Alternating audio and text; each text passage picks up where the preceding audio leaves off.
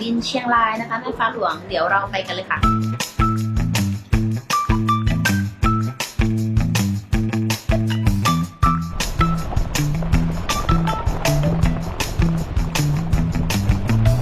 มาถึงแล้วนะคะตอนนี้อยู่อำเภอแม่ลาวจังหวัดเชียงรายคราวที่แล้วที่คุณโอมบอกมาได้ไหมเขาฝากนี่มาว่าจะให้น้องแพรมาดูโรงงานของเราใช่ไหมบอกเลยนะพิเศษมากเพราะว่าไม่แทบไม่มีใครได้มาดูโรงงานของเราเลยนะวันนี้ก็จะพาเข้ามาชมเลยนี่ใกล้ถึงแล้ว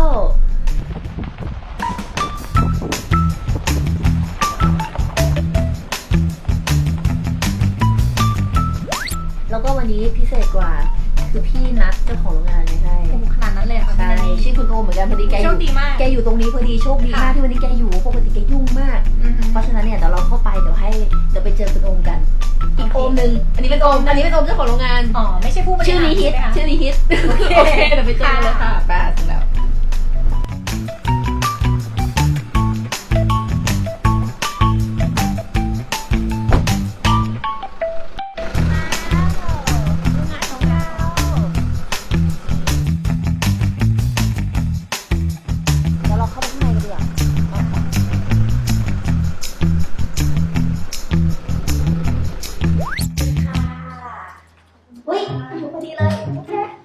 สวัสดีค่ะสวัสดีครับ พี่โอมค่ะพี่โอมนี่น้องแพรค่ะสวัสดีครับต้อนรับสู่โรงงานครับน้องแพรเป็นสมาชิกใหม่ของอินดีมนะคะว่าเดี๋ยววันนี้จะมาเจอนี่คือเจ้าของโรงงานของเราซึ่งบอกว่าโชคดีมากว่าวันนี้อยู่ด้วยค่ะแล้วก็เลยอยากจะรบกวนพี่โอมหน่อยว่าแบบวันนี้อยากให้พี่โอมช่วยแนะนำพาน้องแพรไปทัวร์หน่อยได้ไหมคะเพราะว่าถ้าเกิดจะให้นี่เป็นคนแนะนำมันอาจจะไม่ทั่วถึงไงมันจะแบบอะไรอยู่นิดนึงยินดีครับต้อนรับนะผมจะพาไปชมโรงงานแล้วก็รอบๆรวมถึงแหล่งน้ำแร่ของเราซึ่งเป็นจุดขายหลักของอินดีนะครับขอบคุณค่ะ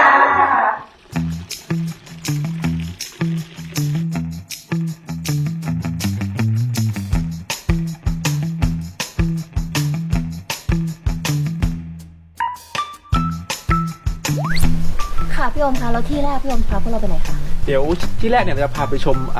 แหล่งน้ำแร่ธรรมชาตินะครับซึ่งเป็นปัจจัยหลักในการผลิตเครื่องสำอางของอินดีมเลยคือเครื่องสำอางอินดีมทุกชิ้นผลิตจากน้ำแร่ธรรมชาติครับไปดูแหล่งน้ำแร่กันโอเคค่ะครับเชิญเลยครับ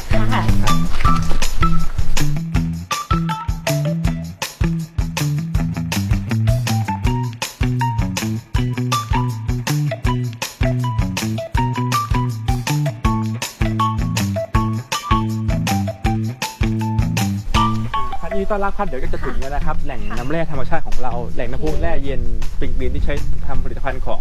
อินดีมทุกตัวนะครับตามหมดเลยครับต้นไม้ใบไม้นี่ใหญ่เหมือนกันเนาะครับเดี๋ยวมาดูตรงนี้ก่อนตรงนี้คือแหล่งน้ำแร่ธรรมชาติแหล่งแรกที่เราเป็นแหล่งที่เจอว่าเราเจอตรงนี้ได้ยังไงนะครับคือตอนเราแรกเนี่ยเราเจอแหล่งน้ำแร่ตรงนี้ก่อนจะทำโรงงานเนี่ยเราเจอว่ามันเป็นบ่อน้ำพุซึ่งมีน้ำไหลตลอดปีปริมาณคงที่แล้วก็น้ำใสไม่ลดปริมาณและคุณภาพลงเลยแล้วก็มาตรงนี้เราก็สำรวจกันก็ใสมากใช่มาดูใกล้ๆนะครับตรงนี้ก็คือเราก็เอาแร่ไปตรวจว่าเป็นแหล่งน้ำแร่เราก็ตรวจปริมาณคงที่ไม่หายไปแล้วก็สร้างหลังคาแล้วก็ทำขอบทางเดินรั้วรอบขอบที่เขาให้ดูเป็นธรรมชาตินะครับเพื่อรักษาความสะอาดคือตรงนี้แหล่งตรงนี้เราจะไม่ใช้งานเราจะคืนสู่ธรรมชาติเหมือนเดิมแต่ว่าทำให้มันสะอาดขึ้นให้เกียรติต่อสถานที่แต่ว่าแหล่งน้ำแร่ที่ใช้กับผลิตภัณฑ์อินดีมเนี่ยเราจะเป็นแหล่งที่เราเจาะเพิ่มข้างๆและต่อท่อไม่ใช่ตรงนี้เป็นแหล่งเดิมแต่ว่าตัวแร่มานี่เหมือนกันเพราะว่าแหล่งแร่ใต้ดินเนี่ยเป็นแหล่งเดียวกันก็จะเป็นที่ห่างไปประมาณสัก10 เมตรเราก็จะทำการขุดเจาะแล้วก็ต่อท่อตรงสู่โรงงานซึ่งเป็นแหล่งน้ำพุธรรมชาติมหัศจรรย์ซึ่งใช้ในผลิตภัณฑ์อินดีทุกๆตัวนะครับอยู่ตรงนั้นเลยไปดูกันเดี๋ยวก่อนที่จะไปดูตรงนั้นน่าสนใจมากเลยพี่โอมอันนี้มันต้นบอนครับบอนทำไมมันใหญ่ขนาดนี้ล่ะพี่คือเนี่ยจะดูเทียบยังมันเป็นร่มเลยใหญ่มากเลยตัดชุดได้ชุดหนึ่งอะค่ะเองที่เราบอกคือเนี่ยเราเป็นแหล่งน้ำแร่ที่มีแร่ธาตุสูงมากฉะนั้นเนี่ยต้นพืชต่างๆที่เติบโตตรงนี้ได้เลยค่ะเนาะสวยเนาะเดี๋ยวนะคะที่เห็นไกลๆนั่นมันใบกล้วยหรือเปล่าคะถ้ามันสูงขนาดนั้นล่ะคะมีพวกดาหลาทุกตัวก็จะโตประมาณหน้าอกครับที่นี่โตสูงเลยหัวประมาณ3-2 เมตรจริงดูต้นกล้วยนู่นใบแบบสูงมากเลย3 ชั้นนะ ใช่ไม่เคยเห็น ตื่นเต้นไหมน้องแพรแร่ธาตุมันเยอะบอก แร่ แล้ ธาตุ ว ธรรม สุดยอ ชา ด ติ มาก นะครับเดินไปต่อตรงนู้นเลยนะครับ ได้ค่ะไป ครับ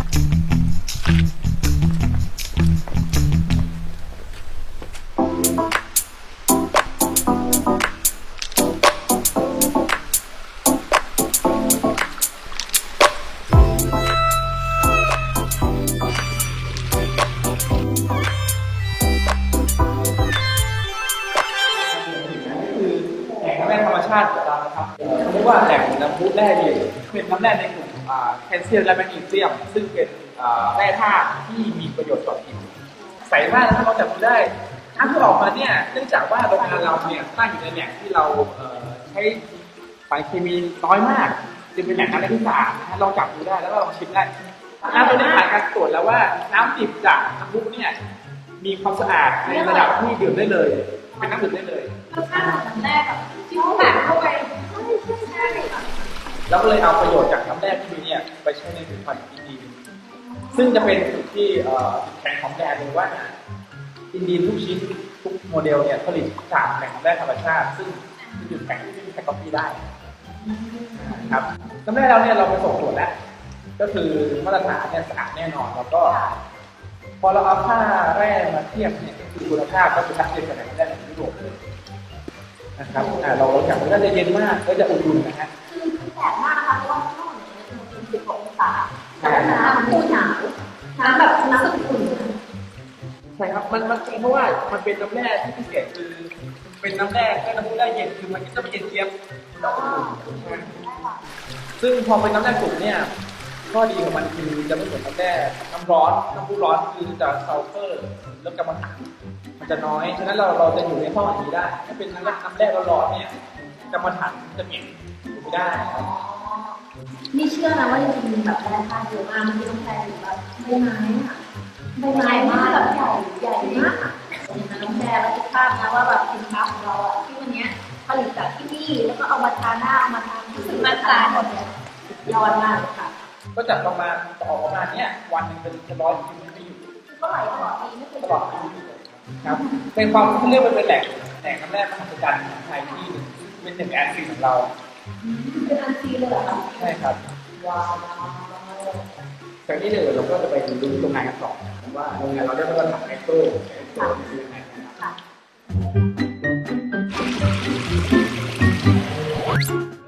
แล้วเดี๋ยวก่อนนะคะทำไมเราต้องแต่งตัวเต็มเป็นนักศึกษาแพทย์เป็นอะไรขนาดนี้คะ เพราะว่าเดี๋ยวเราจะพาไปดูโรงงานผลิตนะครับเครื่องสำอางของดีๆคือโรงงานเราเนี่ยได้มาตรฐาน ISO เราได้มาตรฐาน GMP ด้วยเนี่ยฉะนั้นแล้วก็อยฉะนั้นเนี่ยมันจะเป็นมาตรฐานของด้านความสะอาดและความปลอดภัยฉะนั้นเนี่ยต้องมีการเก็บชุด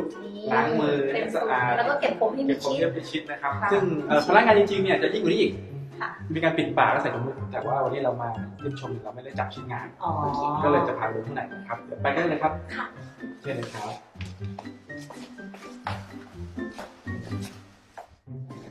เดี๋ยวเราจะไปดูที่ตัวของห้องผสมกันนะครับ ค่ะ ได้เลยครับตามไปเลยตามไปเล ห้องผ ย สมเหรอคะ ใช่ครับนี่คือเราจะดูว่าเวลาเราขึ้นครีมให้อินดีเนี่ยเราจะมีส่วนผสมขนาดไหนเดี๋ยวพาไปดูตัวเครื่องผสมขนาดครึ่งตันคือเราใหญ่มากเราผสมครีมให้อินดีเนี่ยเราเนื่องจากเราขายดีมาก ค่ะ จะเป็นห้องผสมขนาดครึ่งตันไปดูกันเลยครับหม้อผสมยักษ์เนี่ยใหญ่ขนาดคนขึ้นเข้าไปอยู่ในได้นะครับ นี่เรา3 คนก็ไม่นั่งเล่นในนี้ได้ค่ะ ใช่ครับตัวนี้คือเป็นเครื่องผสมครีมของ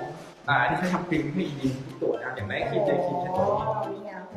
เงาแววเลยตัวนี้คือทั้งหมดเป็นสแตนเลสนะฮะ ค่ะ เป็นฟูดเกรดสเกรดก็คือไม่มีสนิม ครึ่งตันนี่กี่กิโลนะคะ 500 กิโล 500 กิโลขี ใช่ ดกระ ตี ปุกหนึงก็ ที โอ้โห 30ครับก็ได้เป็นหมื่น เงิน เป็นหมื่นครับ ก็ได้ครีมเดย์ครีมก็จะผลิตที่นี่ ค่ะ ครับก็จากน้ำแร่ ก็มีท่อน้ำแร่ มีท่อน้ำแร่เข้ามาครับเอามาผสมกับตัวพวกกลุ่มสารขึ้นเนื้อแล้วก็พวกวิตามินแร่ธาตุ ค่ะ สารสกัดของต่างๆก็มาขึ้นที่นี่ขึ้นเสร็จปุ๊บเราก็จะมาเข้าเครื่องบรรจุนะครับ จะมีเครื่องบรรจุหลายแบบทั้งในรูปแบบซองรูปแบบกระปุกรูปแบบซองมันจะเป็นโรงงานที่อยู่ด้านข้างนี่ที่จะเป็นผลิตภัณฑ์ใหม่อินดีใช่ถ้าเกิดวันที่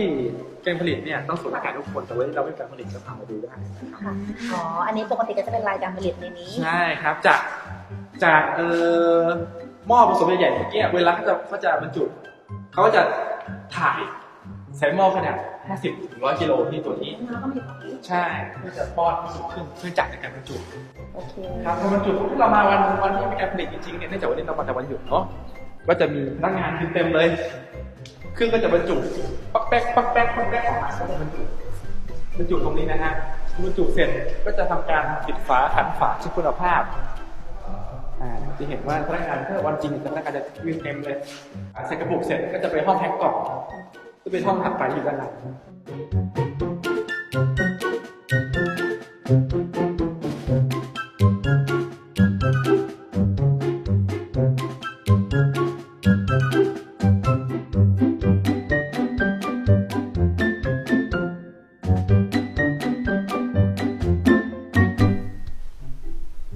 นี่น้องแพรของเรานะคะอันนี้เดย์ครีมใช่มีทั้งเดย์ครีมมีทั้งไนท์ครีมนะคะเราเอามาจากห้องนี้เลยใช่ไหมคะใช่ครับทั้งหมดเรียบร้อยแล้วก็มาอยู่นี่ใช่จากทั้งหมดนี้ก็จะมาห้องนี้เพื่อเตรียมแพ็คนะครับนี่พอดีวันนี้เป็นชิปที่ผลิตเดย์ครีมอ๋ออันนี้ล็อตของเราที่กำลังจะออกไปจะออกไปล่าสุดอันนี้ล่าสุดเลยนี่ค่ะของวันนี้นี่คือผลิตวันที่27/11นะครับล่าสุดจริงๆโอ้โหแพ็กเกจน่าใช้มากเลยค่ะเนาะใช่ไหมเดี๋ยวต้องลองดูนะคะเป็นไงน้องแพรเห็นอย่างนี้มั่นใจไหม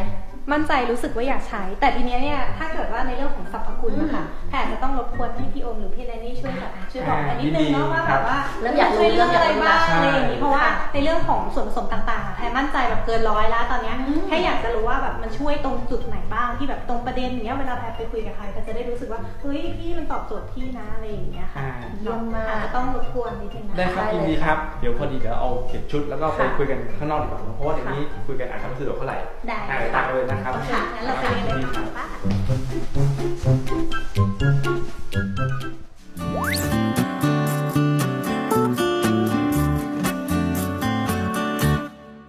ะแล้วนี่คือผลิตภัณฑ์ของเรานะที่เมื่อกี้น้องแพรเห็นข้างในใช่ไหมก็เป็นตัวหนึ่งแต่ว่าตอนนี้ครบเลยก็เคยเห็นตัวไหนแล้วบ้างรู้จักตัวไหนคือจริงๆซื้อไปเรียบร้อยแล้วจริงเหรอหมดเลยเหรอทุกตัวเลยแต่ว่ายังไม่ได้ใช้เลยเพราะว่าใช้เป็นยังค่ะยังไม่ได้ใช้คือพอดีว่าพอเปิดแพ็คเรียบร้อยแล้วเนี่ยพี่โอมบอกว่าโอเคแพรเดี๋ยวเนี่ยพี่แนนนี่มีแผนจะขึ้นก็บินเลยใช่ไหมใช่ค่ะก็เลยมาเลยแล้วเสร็จทีเนี้ยก็เลยตั้งใจว่าเห็นทุกอย่างแล้วน้ำพุเราก็ไปดูมาแล้วว่ามันคือส่วนผสมหลักในการแบบทำเครื่องสำอางอะไรอย่างเงี้ยค่ะเสร็จทีเนี้ยอยากจะมาถามพี่โอมเรื่องลำดับขั้นตอนในการใช้เพราะว่าเรามีแบบหลายตัวมากเลยใช้อะไรก่อนหลังใช่ไหมใช่ค่ะใช่คือผลิตภัณฑ์อินดีนที่จากน้ำแร่ธรรมชาติเราเนี่ยหลักก็จะมีอยู่นะครับก็จะมี4ตัวก็จะมีอินดีมไนท์ครีมตัวสีดำๆนี่แล้วก็ดีมเดย์ครีมสีขาวมีวอเตอร์มาร์คแล้วก็เป็นตัวแพชชั่นมูสทำความสะอาดผิวหน้านะครับซึ่งเดี๋ยวเราไปทีละตัวก่อนเลยในการล้างหน้าก็จะมีตัวนี้แพชชั่นเป็นมูสลองใช้ดูแล้วใช่ไหมฮะจะเป็นมูสที่ใช้น้ำแร่ธรรมชาติกับสมุนไพรพวก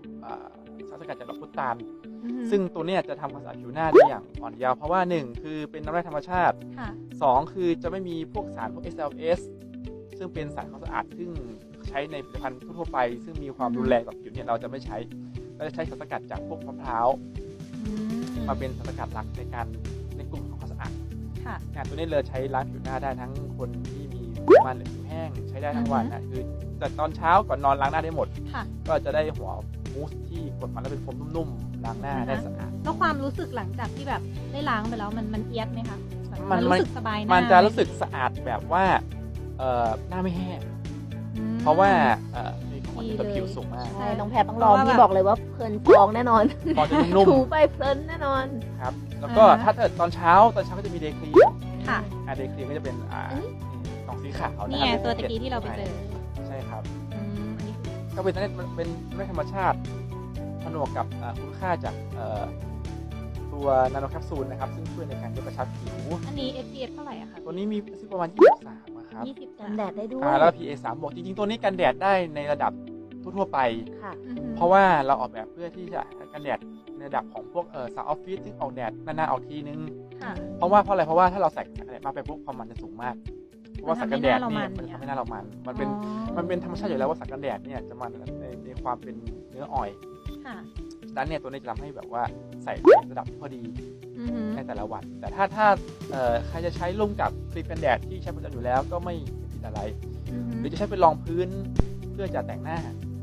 ก็ไม่ผิดอะไรใช้ได้นะค แล้ รับ วอันนี้มันช่วยในเรื่องของฝ้ากระจุดด่างดำอะไรอย่างนี้ด้วยไหม ช่วยได้ครับเพราะว่าจะมีตัวกันแดดแล้วก็สารพวกยกกระชับผิวหน้า แล้วก็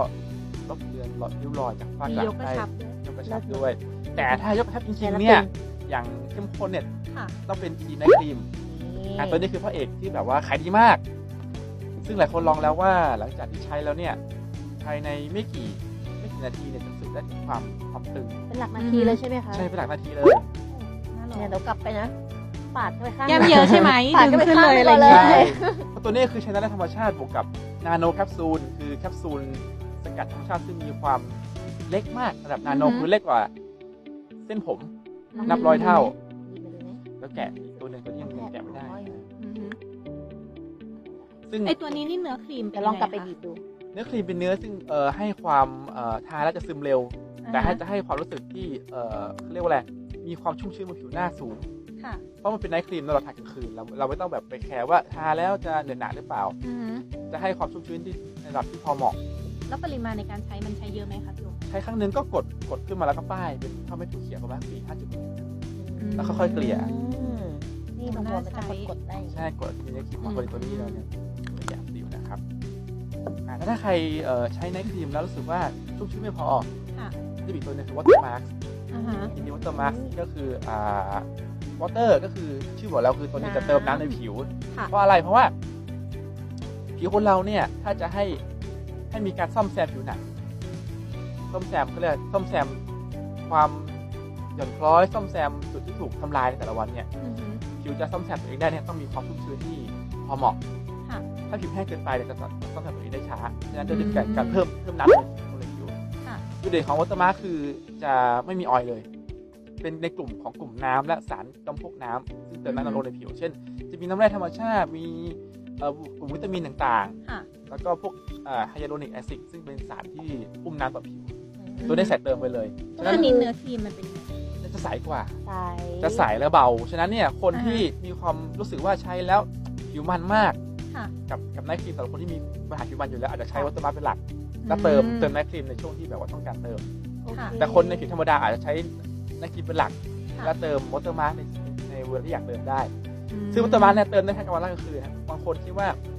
ทำงานในออฟฟิศเปิดแอร์ทั้งวันแล้วมันอากาศแห้งมาก แห้งหนักเลย แห้งหนักเลยก็ต้อง ค่ะ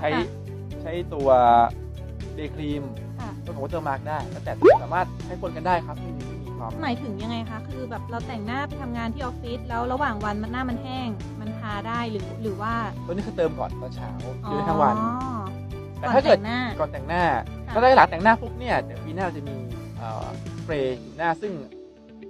พอแต่งหน้าเสร็จปุ๊บระหว่างวันเราสามารถพ่นได้เลย ซึ่งตัวนี้จะพ่นแล้วจะไม่ มัน ทำ ก็ ให้ จะให้ความชุ่มชื้นเลยเหรอคะ ใช่ความชุ่มชื้นเลยโดยที่ไม่ต้องแต่งโดยที่ไม่ทำให้เมคอัพ ค่ะ ลบเลือนออกไป เพราะว่าละอองที่ ตรงจุดเลย พ่นออกมาเนี่ยฝอยใช่เราไม่ต้องไปยุ่งกับเมคอัพพ่นทันได้เลย ค่ะ น่าจะเป็นประมาณปีหน้าเดี๋ยวก็ออกมาแล้ว นี่ไงถูกจังหวะ ใช่ เข้ามาได้ ใช่ ถูกจังหวะมกๆ เพราะว่าทางอินดีของเราเนี่ยจะคุยกันตลอดว่าเราต้องการ ค่ะ ผลิตภัณฑ์ซึ่งมอบคุณค่าผลิตภัณฑ์ออกมา ค่ะ และเป็นอินโนเวชันใหม่ทุกปีที่จะออกมาเรื่อย ค่ะ ๆ ก็ติดตามกับทางอินดีได้เลยว่าจะมีอะไรออกเมื่อไหร่แต่มาแน่นอนครับจะมีตัวใหม่ๆออกมาตามที่ลูกค้าต้องการ แล้วทั้งหมดนี้ก็คือมีน้ำแร่ธรรมชาติของเราแน่นอน ใช่ครับ เป็นน้ำแร่ธรรมชาติทุกตัวเลย เพราะฉะนั้นมั่นใจได้เลยว่าผลิตภัณฑ์ของอินดีมจะดีต่อสุขภาพ กล้า ผิวหน้า ใช้ไหม ของ กล้า เรา ใช้ กล้าใช้ กลับไป ฟังแล้วรู้สึก ใช้เลย อยากใช้มาให้ความรู้สึกมั่นใจว่าเอ้ยคนที่เป็นแบบเหมือนผิวแพ้ง่ายมันน่าจะใช้ได้นะ ใช่ครับใช่ อ่าฮะ คือพูดถึงอาการแพ้เนี่ยเครื่องสำอางทุกตัวเนี่ยมีโอกาสแพ้หมดแต่อินดี ค่ะ เนี่ยเราพบว่าอัตราผู้บริโภคที่ใช้แล้วเกิดอาการแพ้เนี่ยต่ำน้อยมาก น้อยกว่าเครื่องสำอางเจ้าอื่น เพราะว่าอะไรเพราะเราเป็นน้ำแร่ธรรมชาติเป็นหลักแล้วจะมีการใช้